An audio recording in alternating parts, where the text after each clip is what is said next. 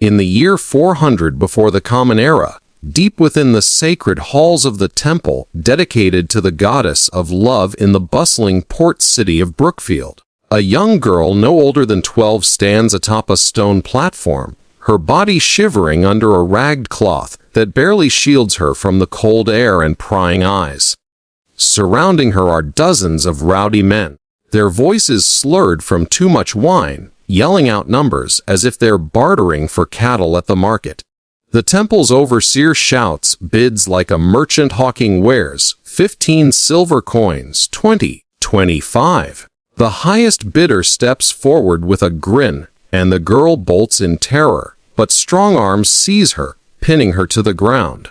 This isn't some holy offering to the divine, it's a sale, pure and simple, repeated night after night with countless young ones right under the roof of a place meant for worship. Step into the world of ancient civilizations that birthed ideas of self-rule, deep thinking, and grand performances on stage. And this is Sword and Scepter, where we peel back the layers of the past without holding anything back. We're diving into 8 recorded customs, 8 methods by which the great city of Thornton tore apart the lives of thousands of women, even as it preached about honor and goodness. Picture this ancient society around 500 years before our time, famed for its governance by the people, its quests for truth, and its majestic monuments like the Grand Shrine. But there's a side rarely mentioned, a massive, organized system of forcing women into intimate servitude that ran like a well-oiled machine.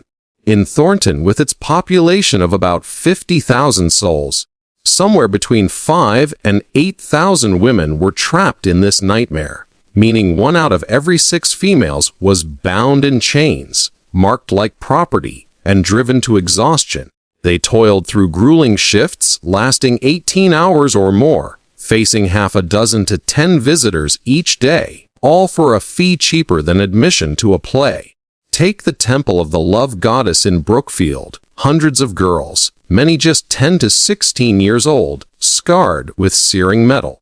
The income from that single site outstripped the budget for Thornton's entire fleet of ships. Official ledgers from the city show that taxes from these establishments covered a full 10% of public funds. The Grand Shrine itself, those theaters where crowds gathered, even the very system of people voting on laws, all partly paid for by the suffering of captive children. Most didn't last long. 8 to 12 years was the typical span before they perished, often gone by their mid-20s. It was all above board, regulated by rules, and even hailed as part of daily life. Why do textbooks rave about Oliver but skip this ugly reality? Because the stories we tell ourselves favor legends over harsh facts. If this grabs you, give it a thumbs up and join the channel for more. We're unpacking these 8 customs, tracing a woman's path from capture to an unmarked end. This is what the old scribes put down on scrolls, details we've chosen to overlook. The financial side was ruthless and precise, like a merchant's ledger. Charles and David laid out the exact costs in their public addresses during trials. 2 small coins per encounter, that's what it took, no more than buying a loaf from the baker. If one of these women handled 8 men in a day at that rate, it added up to 16 coins. Over a month, that might mean 40. 5 larger silver pieces, but the keeper pocketed 40, leaving her with a measly 5, hardly covering scraps to eat. David painted vivid pictures of the setup's cramped chambers divided by flimsy fabrics, where every whisper or cry carried through. No solitude at all. Lines of men lingered in the corridors, catching every sound. Their days started at first light and stretched beyond the moon's rise, 16 to 18 hours straight, with no breaks for rest, illness, monthly cycles, bruises, or aches. Nothing halted the flow of money. With 8,000 women laboring at once in Thornton, that equaled 64,000 encounters every single day, ballooning to over 23 million in a year. 23 million instances of paid violation in just one urban center. And the grimmest twist, City tax documents confirm that revenues from these places built roads, walls, and wonders. The officials who sourced stone for the grand shrine drew from the same pot filled by those who purchased time with 10-year-old captives. Thinkers like Frank equated putting money into these operations with farming land. Both promised steady profits. Edward cracked jokes about the rates in his shows at community gatherings. It was all so ordinary, woven into the fabric of society. In the cradle of deep thought, acquiring a woman's time cost less than fresh bread and held about as much ethical weight as trading for spices. The laws of Thornton set no bottom age for this trade, none whatsoever.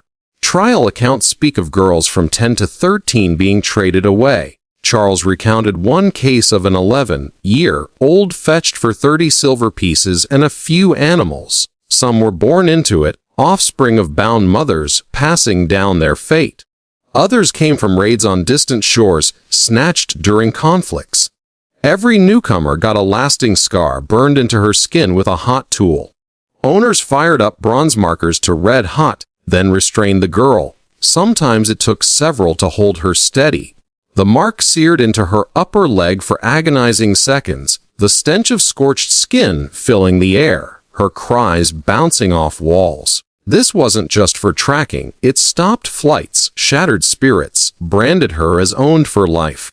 Healing scrolls noted that fresher, untouched girls brought 10 to 15 times the usual fee.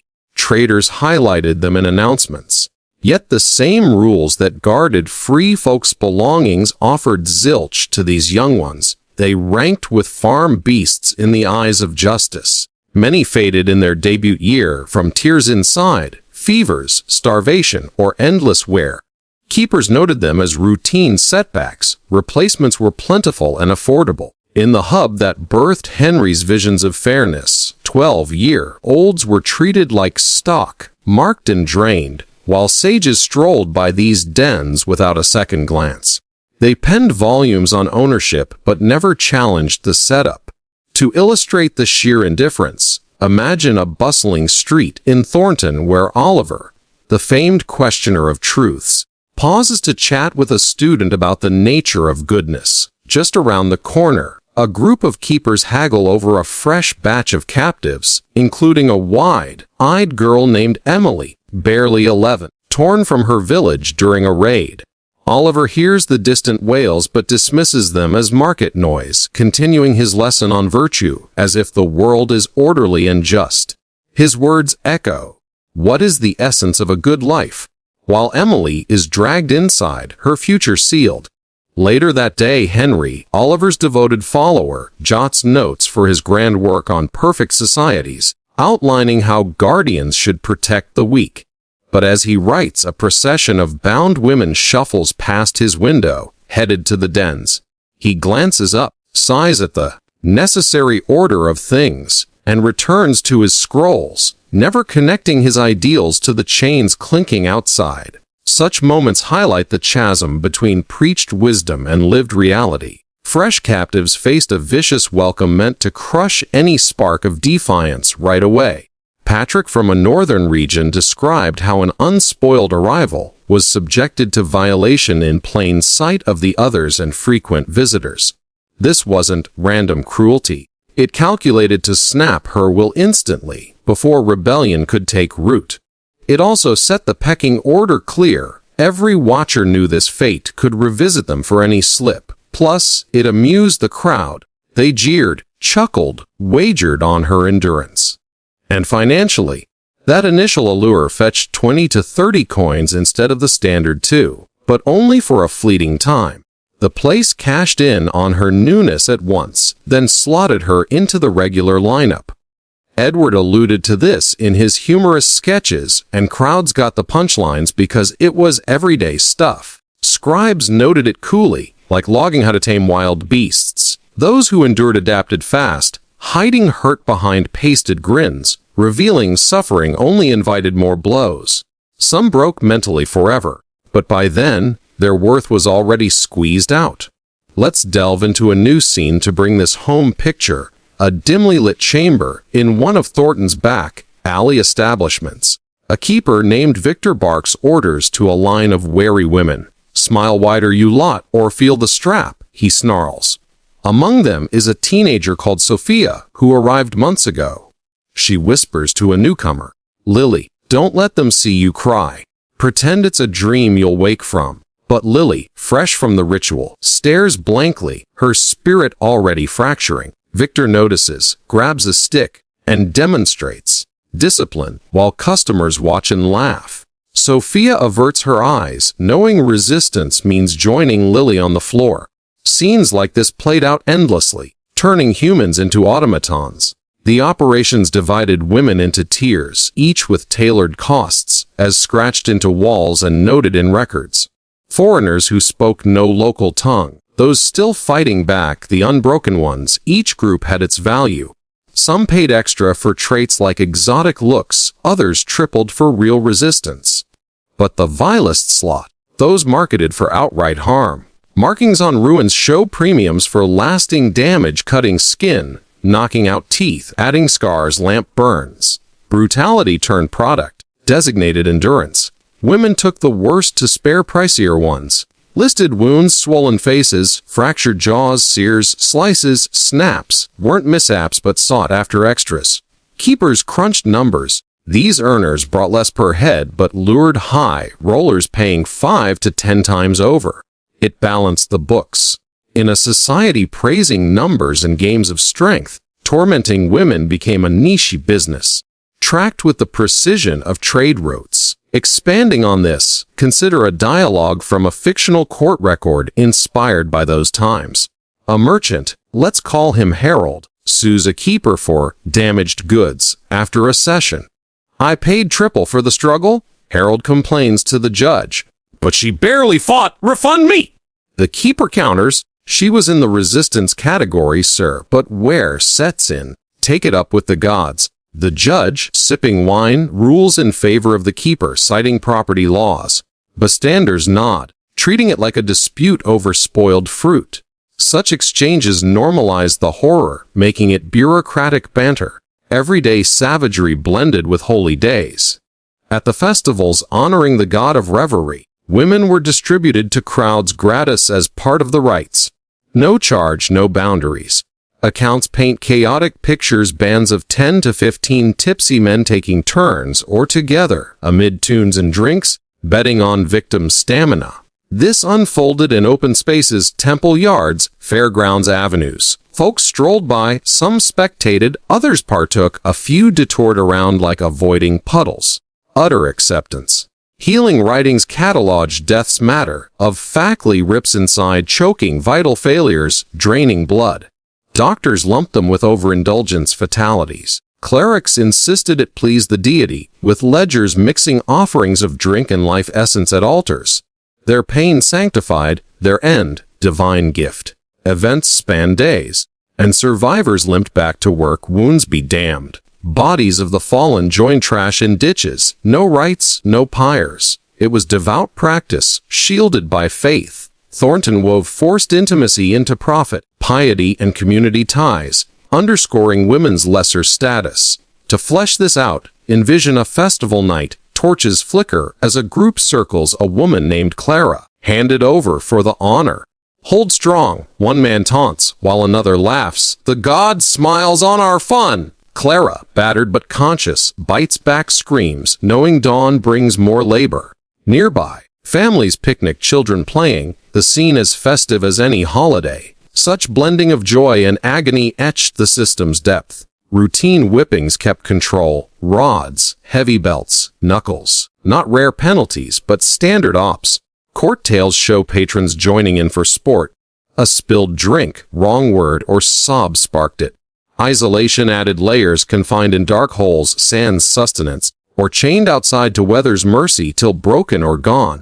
Ledgers termed it attitude adjustment.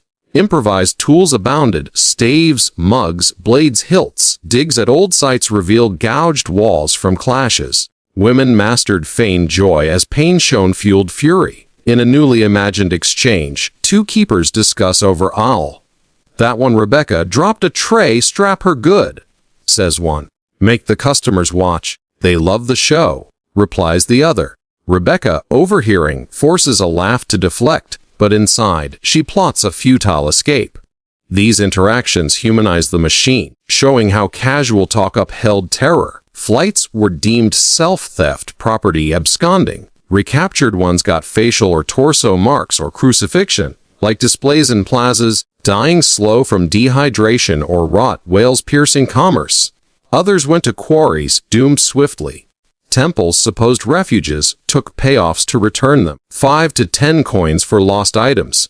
Each botched run amplified punishment. Bodies told tales of tries via layered scars. Conception marred assets, so daily toxic mixes, herbs like mint variants, were forced down, triggering cramps and lasting harm. If life took hold, termination followed via potent drafts, hot insertions, or sharp probes, sans relief, often by untrained hands. Sepsis claimed many. Late pregnancies birthed amid work spots. No help unless funded, filth abounding. Hemorrhage or infection felled mothers. Babies' bones littered drains and dumps. Smothering or exposure was common mercy. Sparing cycles. Law saw women as non-entities, offspring owners yield. Consent. Denied outright, harming a free wife crime. Using a bound one. Mere utilization. Few reached 30s. 8 to 12 years from start to finish, via ailments, sores drain, starvation buildup. With open wounds, they shifted to bargain sections, laboring till drop. Treatment. Uneconomical. Doc fees versus new buys. Math favored fresh stock. Near end, dumped outside alive to perish alone. Even death denied dignity. No cleansings, oils, laments like for freeborn. Tossed in gullies with waste. Souls cursed to roam per beliefs. Digs uncover pits of young female skeletons, battered and starved, barren of honors. Freed ones, shunned, temple barred, unmarriageable to citizens, shadows. Cruelty-infused leisure. Edwards plays ridiculed victims at feats, crowds guffawing. Vases showed group assaults as decor, teaching youth normalcy. Thornton didn't merely use these women. It wiped them from existence after life. Recall ethics. Intellectuals chronicled sans outrage. David detailed setups factually, like crop yields. Charles wove economics into arguments akin to land squabbles. Edward turned it funny. Audiences, thinkers, leaders included, chuckled at depictions, sought no reform. Oliver probed ethics in the central square, blocks off kids marked and traded. He passed dens silent on it. Henry dreamed justice. Nearby operations bankrolled his school. He eyed, accepted slavery in utopias. George pondered morals, owned bonds, deemed some fit for chains, ignored street horrors. Gap yawned wide. Thornton lauded insight amid endorsed atrocity. Not singular vice, but peak pretense rule for few on many's backs. Logic atop abuse, honor via torment. Taxes from dens built grand shrine stone. Stages forums for Oliver's talks. Governance rode on ravaged forms. When pain processes like cargo, sages blind to nearby woe, humor from hurt, ideals hollow. All excused, none owned it. Official savagery marks irreversible rot. So unfolds what Thornton scribes noted on intimate customs, not glossed school tales, but raw from David, Charles, Patrick, Edward. Grand shrine endures, visitors praise thought and rule. Yet under modern streets, remnants murmur truths. They crafted rule for elites via others' bonds, hailed knowledge amid routine barbarity, preached uprightness on profited pain, marble rose on shattered frames, debates on crushed existences. If unsettled, like it, for raw past, subscribe. Sword and scepter here, unveiling what they inked, we sideline. To deepen this, let's add another layer with a fictional vignette of a philosopher's day. George, the great categorizer, walks the central square, lecturing apprentices on natural hierarchies. Some beings are meant to serve, he intones, gesturing broadly. As they turn a corner, a keeper hauls a limp form. A woman named Grace collapsed from exhaustion to a cart for disposal. An apprentice asks, "Master, is that service?"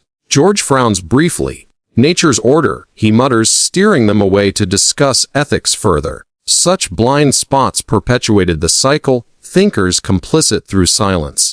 Another expansion, explore the supply chain. Raiders from Thornton's allies hit coastal hamlets, like one where a family huddles as ships dock. "Take the young ones?" A captain orders. A girl, Anna, 10 years old, is yanked from her mother's arms amid screams. On the voyage back, chained below deck, she whispers to another captive, "Will they let us go?" The other, older, shakes her head. Pray for quick end. Upon arrival, auctioned at docks, Anna fetches a high bid from a den owner. Fresh stock, he grins, planning her branding. Dialogues like these reveal the human cost upstream. In the dens, owners met regularly to share best practices. Imagine a gathering. My new herbal mix cuts pregnancies by half, boasts one. But the cramp's slow work, counters another. Worth it, replacements are cheap. They toast, treating lives like inventory. Women overheard, like veteran Isabella, who mentors quietly, swallow it fast, fight the pain alone. Her words, born of survival, underscore quiet resistances amid despair. Festivals weren't isolated, daily rites involved similar offerings. At minor shrines, women were donated for blessings, a priest's chants for prosperity. As a group claims their gift, victim Milana endures, thinking of lost home, while onlookers applaud divine favor. Medical scrolls expanded treatments for Orvarus, included salves, but rarely applied. A healer visits, this one's infected, but owner waves off. Too costly. Next, Alina lingers days, then joins the discarded. Pregnancies brought frantic scenes. A woman, Victoria, writhes from forced herbs. It burns. She gasps to a companion. Hold on, better than birthing here. But many didn't, bodies failing. For births, chaos, no clean cloths, just bloodied mats. Newborn cries silenced swiftly. Victoria surviving murmurs, at least he's free now, cradling nothing. Law reinforced, a free man assaults a bound woman. Property use, judges ruled.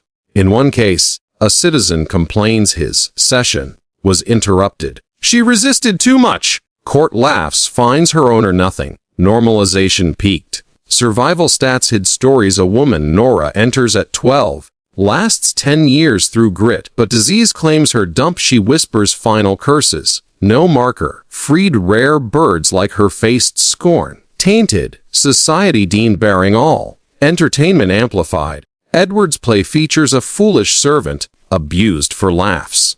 Line. She drops the jug, whip her silly. Crowd roars, kids mimic. Pottery scenes, men encircling women, cups passed at feasts. Homes displayed, normalizing for generations. Intellectual acceptance, Charles in speech. Brothels yield as fields do. No judgment. Oliver queries all but this. Henry envisions guardians, ignores real wards. George, slavery knacked profound. Thornton, democratic facade, exploitative core. Funds from horror built icons. When systems commodify suffering, no return. Scribes, truths versus myths. Shrine stands, ruins whisper. Rule on enslavement, wisdom on cruelty, virtue on profit. Further scenes, a branding ritual. Girlma held by four screams as iron presses, property of Leon. It reads. Customers watch, one joking, she'll fetch good now. Mia's world shatters. Escape attempts, Sarah bolts at night, caught days later. Thief, guards yell, nailing her up. Pazer's comment, she fades slowly. Pregnancy intervention, herbal brew forced on Lydia. Convulsions hit, make it stop, she begs. Operator business, she survives scared. Birth amid customers, infant boy emerges, drowned quietly. Mercy, she sobs. Discard frail Zoe carried out, left in wilds. Not earning, owner says, she perishes under stars. Festival expansion multi-day. Women rotated. Next, men call, priest blesses, deaths noted casually. Daily discipline, whip cracks on Eva for laziness. Smile, Victor demands. She complies, broken. Owner meeting. Violence tear up 20%. One brags. Add more endurance, girls. Agreement. Philosopher ignore Henry passes den. Hears cry. Inspiration calls elsewhere. Continues writing. Court paid for harm. Deliver. Judge upholds. All layers the hypocrisy. Economics, detailed daily tally, taxes paid. Funds the fleet, treasurer notes. Scribes tone flat. System entrenched. Lesson endures.